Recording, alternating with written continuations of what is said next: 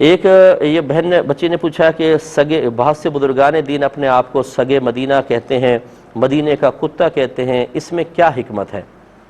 دیکھیں، اس میں حکمت اصل میں اظہار عاجزی ہوتی ہے۔ حقیقتاً کوئی جانور بننا مقصود نہیں ہوتا کہ یہ اعتراض پیدا ہو کہ اللہ تعالیٰ نے اشرف المخلوقات بنایا ہے تو آپ ارذل مخلوق کی طرف اپنے آپ کو کیوں منسوب کر رہے ہیں، یا وہ بننے کی کیا خواہش رکھتے ہیں؟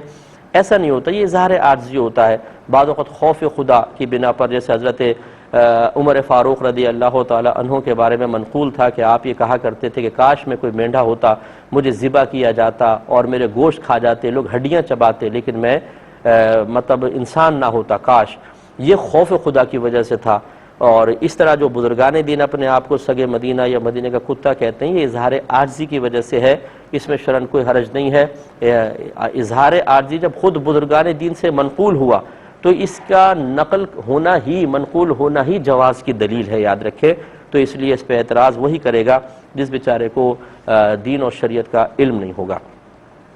یہ کہتے ہیں کہ ایک بچہ تھا، ماں کے پیٹ میں 5 ماہ کا وہ فوت ہو گیا، یعنی مردہ بچہ ہی پیدا ہوا ہے، اور گھر والوں نے اس کا کفن دفن وغیرہ سب کا انتظام کیا ہے، تو جو بچہ پیدائش سے پہلے فوت ہو جائے اس کا کیا حکم ہوگا؟ دیکھیں، مسئلہ یہ ہے کہ اگر بچہ 4 ماہ کا ہو گیا تو روح پھونک دی جاتی ہے۔ اب اگر وہ پیٹ میں زندہ تھا لیکن پیدا مردہ ہوا تو اس کا حکم یہ ہوتا ہے کہ اس کا نام رکھنا چاہیے،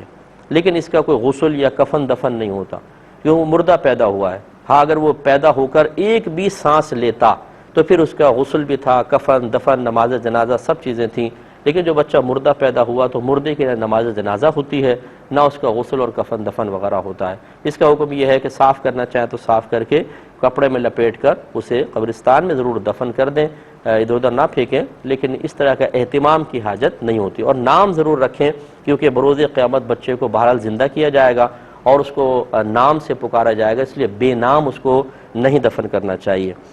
ایک یہ کہتے ہیں کہ کسی کو کہیں جانے کا کہا، وہ کہیں دور جگہ تھی تو اس نے کہا کہ معاذ اللہ بھائی ہم خدا کے پچھواڑے نہیں جا سکتے، معاذ اللہ ثم معاذ اللہ، تو کیا حکم شرع ہوگا؟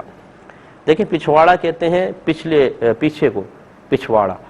تو اللہ تبارک و تعالی جگہ اور سمت سے پاک و صاف ہے۔ کسی کا آگے پیچھے دائیں بائیں اوپر نیچے اس وقت متعین ہوتا ہے جب وہ کسی ایک جگہ میں ہو۔ جیسے میں ایک جگہ میں ہوں تو میرا ایک آگے ہے، پیچھے دائیں بائیں اوپر نیچے سمت متعین ہو سکتی ہیں، لیکن جس ذات کے لیے سمت ہے ہی نہیں، جگہ ہے ہی نہیں، اس کے پھر آگے پیچھے دائیں بائیں اوپر نیچے نہیں ہوتا۔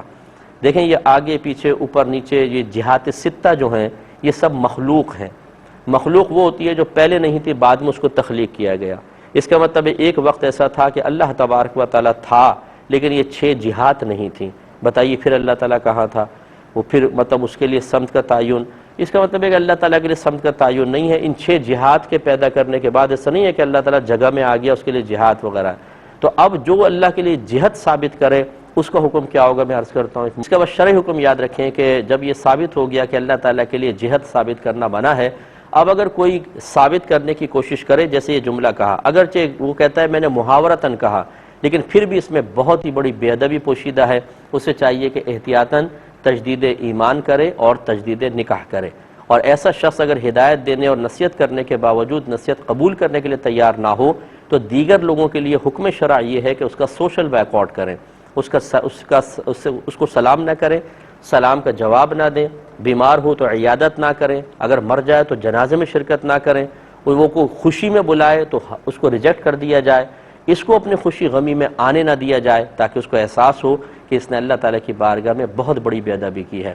ہمارے ہاں معاملہ یہ ہے کہ اگر کوئی ماں کرے، باپ کرے، بھائی بہن کرے، رشتہ دار کرے، قریبی دوست کرے، سب معاف ہے، تھوڑا بہت سمجھاتے ہیں، بولتے ہیں چلو یار جا چھوڑ دو، اور کوئی اجنبی کرے تو سیخ پا ہو جاتے ہیں اور اس سے قطع تعلق کرنے کے لیے تیار ہو جاتے ہیں۔ قوانین شرع سب کے لیے برابر ہیں، اگر قریبی کوئی کرے گا تو اس سے بھی اظہار ناراضگی کرنا ہم پر فرض ہوگا، اگر نہیں کریں گے تو بروز قیامت اس پر گرفت ہے۔ حدیثیں اٹھا کے پڑھ لیں، نبی کریم صلی اللہ علیہ وسلم نے واضح طور پہ فرمایا کہ بنی اسرائیل کے علماء لوگوں کو نصیحتیں کرتے تھے، لیکن پھر جب لوگ نہیں مانے تو انہوں نے بھی پرواہ کرنا چھوڑ دی، ان کے ساتھ کھاتے تھے، بیٹھتے تھے، پیتے تھے، حوصلہ افزائی کرتے تھے، یعنی اپنے اس عمل کے ذریعے تو جب عذاب آیا تو ان کو بھی اللہ تعالیٰ نے عذاب میں مبتلا کر دیا۔ اس لیے اچھی طریقے سے یاد رکھیں، اس طرح کوئی غلط حرکت کرے تو فوراً سے پیش طرف اس کی گرفت کریں، اور جب تک وہ اللہ کی بارگاہ میں توبہ نہ کرے یہ ناراضگی کا سلسلہ جاری رکھنا چاہیے۔